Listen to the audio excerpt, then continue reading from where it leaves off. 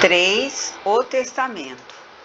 Terminados os ofícios fúnebres dedicados aos infortunados descendentes do Duque de Bitche, os despojos mortais das crianças foram inumados no mausoléu da família, na delicada capela fronteiriça à casa senhorial, na qual dias antes fora depositado o corpo de Dom Giovanni.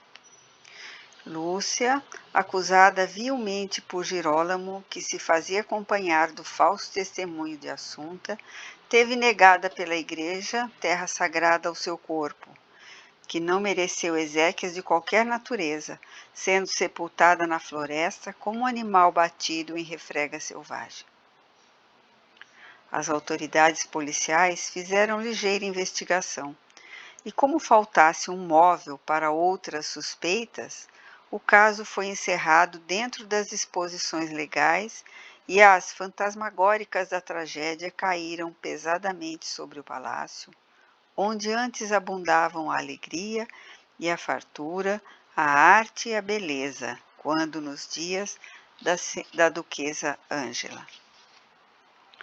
Girolamo, por autorização da Justiça de Siena, despediu os servos, permitindo somente a alguns que se fixassem no local, nos mesmos terrenos da propriedade do seu tio e pai adotivo, enquanto se tomavam as providências para a abertura do testamento, em data a ser fixada, logo diminuísse o impacto do infortúnio que enlutara toda a região.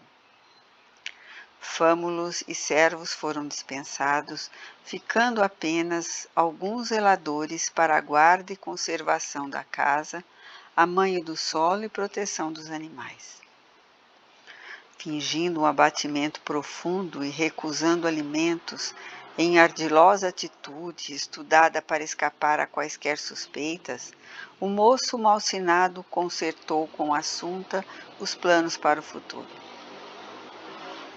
Acredito conveniente, arengou, logo pode encontrar-se com a sórdida companheira de crimes, que nos separaremos por algum tempo e que te dirigirás à capital, Florença, de modo a evitar desconfianças quanto aos acontecimentos últimos do palácio. Procurando demonstrar um amor e afeto que estava longe de sentir, envolveu a jovem irresponsável com os braços de lânguida sensualidade e, persuadindo-o a serpente que hipnotiza a pomba invigilante para devorar depois, continuou. Não ignoras o imenso amor que me devora a alma por ti. Sabes da chama que me queima e requeima, somente diminuindo de intensidade quando em comunhão contigo. Anelo a bênção do matrimônio a fim de regularizar a nossa incômoda situação, quando passado algum tempo e o ouvido tudo tiver envolvido, retornares à nossa casa na condição de senhora. Temo, Girolamo, presinto que nunca poderei ser feliz ao teu lado, por mais que o cobice. Devorada pela paixão, não titubeei em ser-lhe fiel até ao crime. Por ti faria muito mais. Essa loucura que me cega e que me conduz à destruição em passos de corcel veloz me domina a cada dia e temo. Não me enganas. Somos da mesma têmpera e feitos do mesmo material. Eu te amo, embora não creia no teu afeto. Presinto que te queres apartar de mim e que no resultado final da escolha ficarei à margem.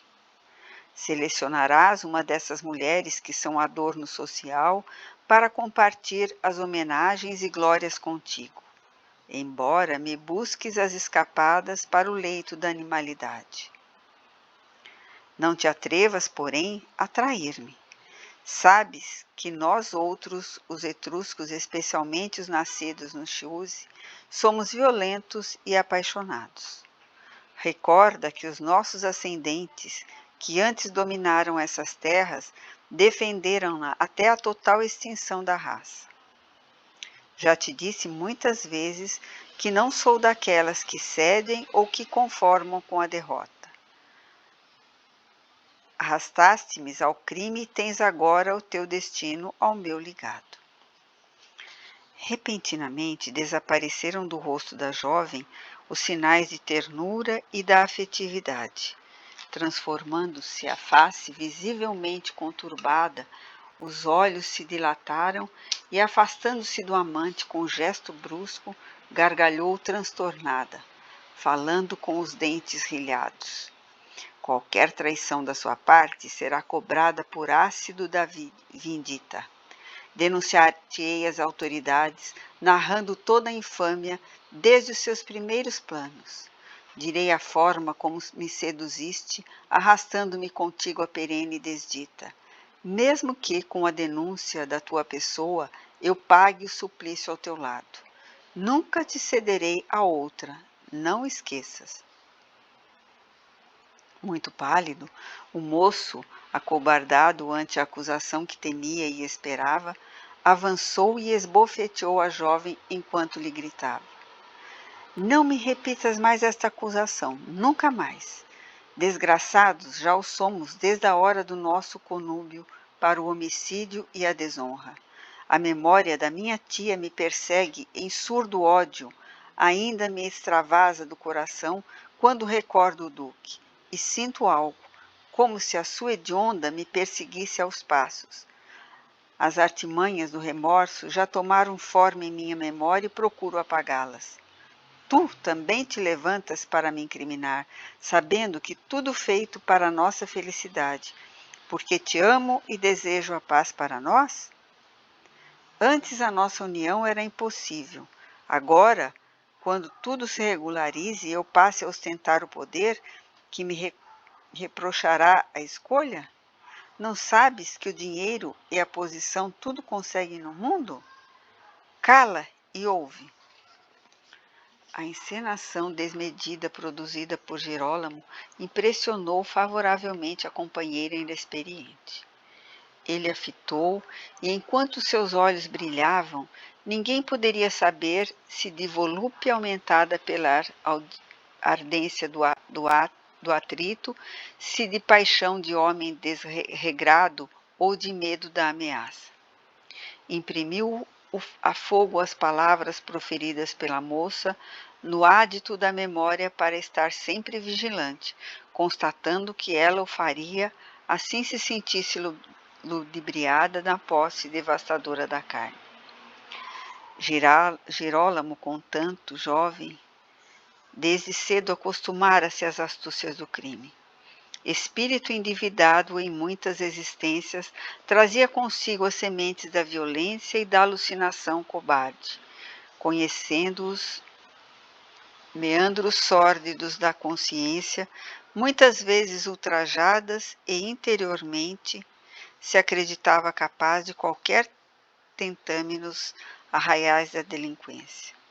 Por isso, se identificara facilmente com a Assunta, que ao seu lado repetia experiências insana, tentando regularizar débitos pretéritos que complicavam ainda mais pela invigilância atual, enrodilhando-se em cipós de cruel aflição para o futuro próximo. É claro que desde a elaboração do plano do homicídio múltiplo, ele cuidara também de tomar uma medida para ser executada oportunamente, de modo a libertar-se da única testemunha da sua crueza criminosa. Agora, no entanto, era necessário silenciar-lhe a voz temporariamente, mediante o afastamento dos sítios de Siena para evitar complicações. Aproveitava-se, logicamente, da justificativa de despedir os fâmulos e serviçais para assim prosseguir aguardando os resultados da leitura do testamento. Após a demorada reflexão, durante a qual fixava a jovem dominada pelo seu encanto maléfico, propôs: Demandarás a capital e lá te quedarás por algum tempo. Sei que tem família entre os florentinos e tomarás precauções extremas, evitando aventuras ou excessos e cultivando o recato, pois em breve serás a esposa de um cherubine. Irei visitar-te sempre que o possa fazer, sem que a minha ausência venha levantar suspeita aqui. encontrar-nos-emos e felizes traçaremos planos para o nosso futuro. Serás minha desde hoje e ninguém mais te possuirá. Evita os teus amos caso necessites de servir alguém e esquece tudo quanto aconteceu no palácio. Irei preparar a mentalidade dos meus amigos e de algumas famílias locais, logo entre a posse dos bens, para que todos te recebam fidalgamente. O tronco da família de onde procedes dar-te-á entrada fácil na nossa sociedade agrícola, tão corrupta quanto citadina, bem o sei. E tomando a jovem com a violência de paixão desregrada, nublou-lhe a mente, dominando-lhe o corpo e a alma. Assunta despediu-se dos últimos servos, arrumou os pertences e partiu, numa sege especial, às expensas de Jerônimo.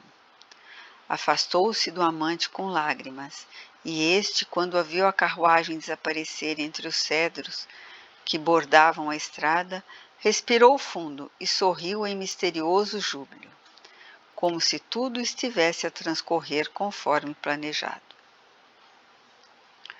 Passados dias mais angustiantes do luto, as autoridades se reuniram no palácio para a leitura do testamento.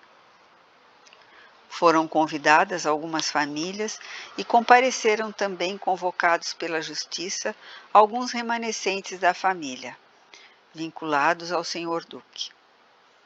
Os archotes fumegantes voltaram a arder em brasas vivas no solar, e embora todos se encontrassem em pesado luto, o vinho capitoso escorria abundante por ordem de Jerônimo, que contratara alguns áulicos novos para ajudar os fâmulos remanescentes. O inverno rigoroso ainda não amainara de todo. Após as chuvas torrenciais e as trovoadas retumbantes, o frio cortava e as estradas se apresentavam quase intransitáveis. De quando em quando, uma pancada de água caía inesperada, ameaçando de interrupção total as péssimas vias de comunicação. Todos, portanto, desejavam libertar-se daquele desagradável dever para o qual foram convocados, exceto os interessados. Por uma hábil manobra, Jerônimo convidara especialmente Sua Excelência Reverendíssima, o Senhor Bispo de Siena, para presidir a solenidade, de forma a sentir-se amparado pela velha astúcia do mau e cobiçado sacerdote que o defenderia diante da família do extinto, caso os que viessem se aventurar criassem dificuldades em face do vasto espólio ou para qualquer outra inesperada emergência. Com a intuição de possível vantagem, o prelado se fez acompanhar do séquito que o acolitava e antes que a justiça terrena realizasse o seu mister, apresentou-se como representante da justiça divina, abençoando o remanescente da família devorada pela tragédia e rogando a todos conformação ante os desejos do duque extinto. Terminada a oração, sem qualquer tônica de inspiração e autenticidade, o juiz convocou o notário à leitura do testamento, que, apresentando as testemunhas, estas declararam serem autênticos os selos e o documento, reconhecendo ter sido aquele que assinaram por solicitação de Dom Giovanni. Estavam presentes também diversos membros do clã, recém-chegados de várias cidades da Toscana, Florença, Siena, Pisa, interessados na descoberta de qualquer haver que pudessem arrojar aos excessos e desperdícios, a que se entregavam em plena decadência como se encontravam, e que igualmente examinaram o documento. Após pigarrear grotesco e asmático, o notário deu início à leitura com voz fanhosa. Eu, abaixo assinado, Giovanni de Bice de M, duque pertencente ao Grão-Ducado da Toscana, viúvo e morador no Palácio de Bice, nos arredores de Siena, Achando-me com saúde em meu perfeito juízo e livre de toda e qualquer coação, faço meu testamento do modo seguinte. Primeiro, declaro que sou natural de Florença, donde procedem os meus ancestrais, todos eles comerciários e homens públicos, já falecidos. Segundo, que me tendo consorciado com Ângela Venturi de Biche, já falecida, tive do matrimônio 3 filhos, Graziella, Carlo e Juliana, todos menores vivos.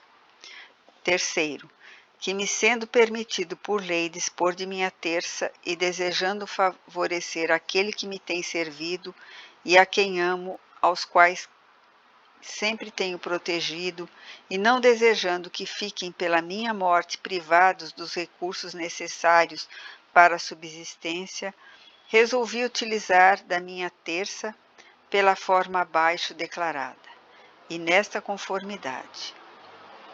Quarto, determino que 1/3 parte do que me pertence e de que posso dispor seja entregue à Catedral de Siena, para obras de piedade e celebração de missa pela minha e pela alma da senhora duquesa, ficando as partes restantes para Lúcia, que serviu admiravelmente a minha esposa e a mim e me tem servido com devoção.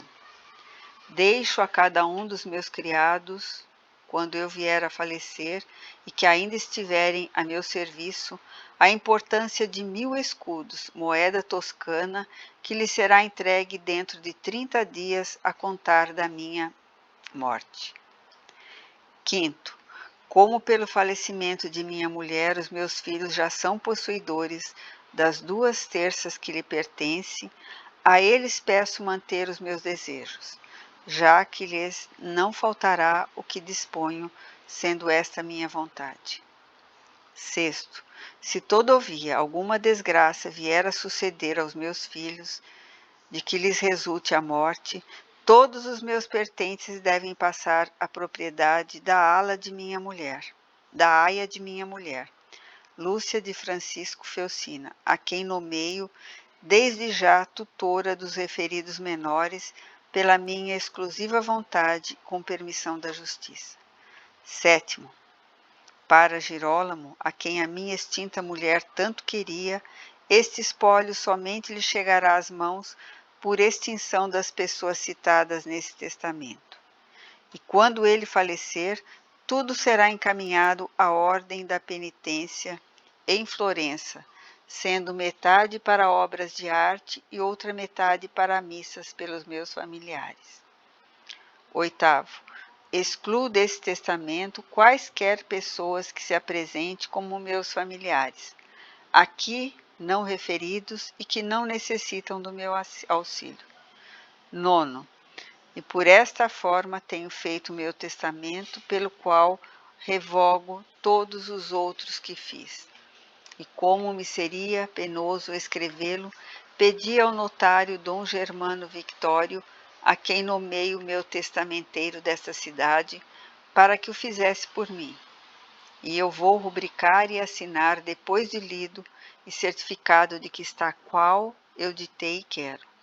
Siena, 12 de janeiro de 1743. Devidamente assinado e aprovado, como pode ser visto, arrematou o tabelião, devemos atender às exigências de Dom Giovanni. Irromperam entre os assistentes diversas exclamações de ódio e violência, surgindo altercações entre os membros da família que se achavam ludibriados. Revoltados, informaram que apelariam para a justiça da capital. Girolamo, abraçado pelo bispo, chorava ou fazia crer que chorava. Dizia desconhecer o documento no que foi ratificado pelo notário, que informou jamais o ter revelado a alguém.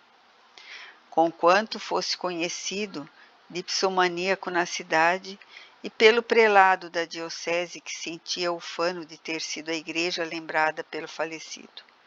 Rejubilava-se acreditando poder receber também um largo quinhão de Girolamo, quando este entrasse na posse dos bens, tendo em vista serem amigos e ter se transformado em seu protetor desde os acontecimentos azíagos já narrados. O senhor bispo, tomando a palavra no tumulto geral, tornando-se juiz da questão, levantou a voz e bradou: como os demais herdeiros, as crianças de Bite e a criminosa Lúcia encontram-se mortos, todo o espólio por lei e direito pertence desde o momento a Girolamo, a quem cumpre o dever de atender os desejos de seu tio e pai adotivo, Dom Giovanni. Que Deus lhe guarde a alma nos céus. Não posso receber nada, falou o rapaz. Esta casa está manchada pelo sangue de inocentes vítimas, e esse dinheiro é amaldiçoado. Não posso, não posso. Acalme-se, meu filho, redarguiu o bispo. Celebraremos algumas missas aqui e abençoaremos o solar. Você ajudará a igreja, terá o que merece e o que lhe pertence pela vontade de Deus e do Senhor de Bite. Os familiares de Bite, talvez recordando o antigo prestígio que gozavam até há pouco, ameaçaram furibundos tudo retomar, utilizando-se do fastígio que lhe aureolava o nome, junto a Francisco de Lorena da Áustria, e prometeram regularizar a situação posteriormente, expulsando a espadas o usurpador. Blasfemando, encolarizados, saíram em direção a Siena. Asserenadamente deixaram-se ficar alguns convidados, as testemunhas que assinaram o documento, o notário e o senhor bispo para uma demorada comemoração em família. Girolamo, aparentando uma emoção, uma tristeza que estava longe de sentir, solicitou ao testamenteiro e ao senhor bispo que cuidassem das questões legais, enquanto ele se afastaria com destino a Florença para um justo repouso, a fim de reorganizar as ideias, muito violentadas nos últimos tempos. Voltaria um mês depois, quando de posse dos haveres saberia recompensá-los devida regiamente. Os olhos dos comensais espúrios do favor nefando brilharam, e a noite continuou sombria, piscando estrelas no alto.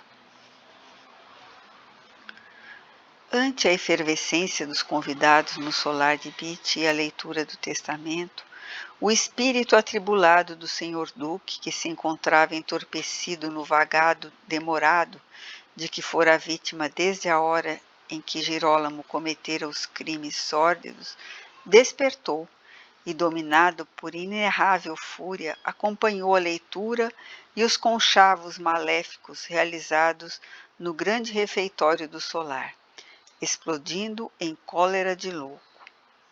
Identificando no sobrinho o autor de tantas desgraças, atirou-se sobre ele, punhos cerrados e dentes, sem, no entanto, conseguir atingi-lo. À semelhança de um animal ferido, o espírito do duque ululava entre as espessas, de cujo bojo se destacavam o vulto odiento do sobrinho e o das personagens presentes, indiferentes ao seu próprio estado. Compreendeu, entre a leitura ouvida, que se encontrava definitivamente morto, e que o ser que sofria e se enganava em superlativa de afeição e desconforto era ele mesmo, sim, um espírito vivo e indestrutível. Embora a dor que o dilacerava, recordou-se dos filhinhos trucidados de Lúcia, da esposa, enquanto as lágrimas, como aço derretido, lhe escorriam ardentes, lanhando o externo interiormente. Sem o conforto de uma fé religiosa legítima, acostumado apenas ao culto externo e vazio da tradição, foi dominado pelo furor do ódio, deixando à margem toda a ternura e misericórdia de que ouvira falar, e de que se fizera portador aquele Nazareno crucificado, em nome do Pai, e que dera a sua pelas vidas dos homens de todos os tempos, ensinando mansidão e amor até o sacrifício supremo. em esgares, transformando-se lentamente, porque vencido pela própria desdita, o antigo senhor de Bitche, desde aquele momento, se converteu em obsessor de Girolamo, seguindo o implacável, tentando uma comunhão psíquica que hoje ou depois se faria irreversivelmente, pois o ódio, o amor desvairado, vibra poderoso e encontra sintonia naquele a quem se dirige por um processo natural de harmonia vibratória, em considerando as baixas faixas mentais e morais em que se demoram os homens. Poderoso ódio atrai as forças imantadoras àqueles que se comprazem na invigilância e na irresponsabilidade, pois que somente a abnegação, a humildade, o amor, a caridade, as virtudes clássicas, são antídotos específicos capazes de dissolvê-lo.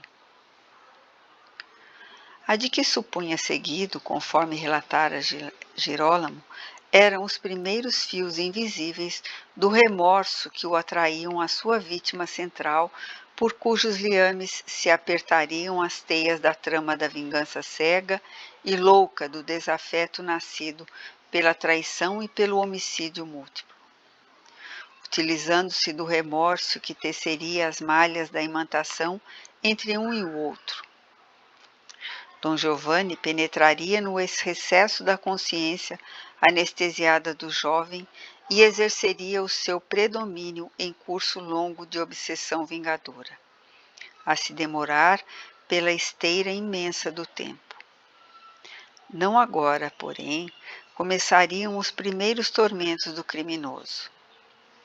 A misericórdia divina concede a bênção do tempo em 1000 oportunidades para o celerado reabilitar-se, mediante o arrependimento honesto em termos de ação pelo trabalho e pelo socorro ao próximo, por meio da construção do bem, dentro e fora do ergástulo que se demora na carne.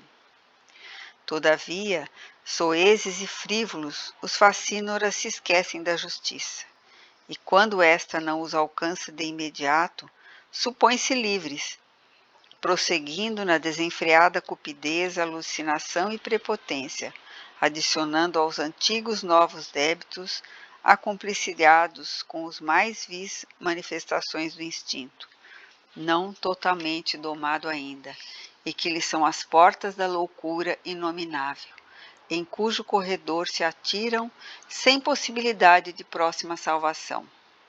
Era o que ocorria com Girolamo.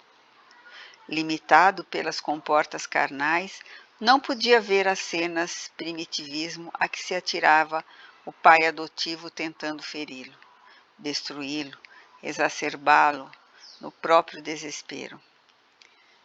Deambulando pelo imenso solar, agora sem visitas, com os poucos servidores já recolhidos, repassava o moço as cenas ali vividas e se sentia o senhor absoluto da herdade, antegozando a hora em que, triunfalmente, com os documentos de posse, viesse residir no palácio, demoradamente ambicionado. A realidade daquela hora parecia tirar-lhe a razão.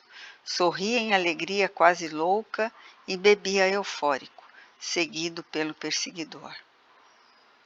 A senhora Ângela, em espírito, que também estivera presente à leitura do testamento, permanecera orando, tentando penetrar os crepes pesados que envolviam o esposo, de modo a acenar-lhe com as bênçãos do perdão ao infrator, que não jornadearia impune para sempre, libertando-se dos miasmas do ódio em que se consumia lentamente.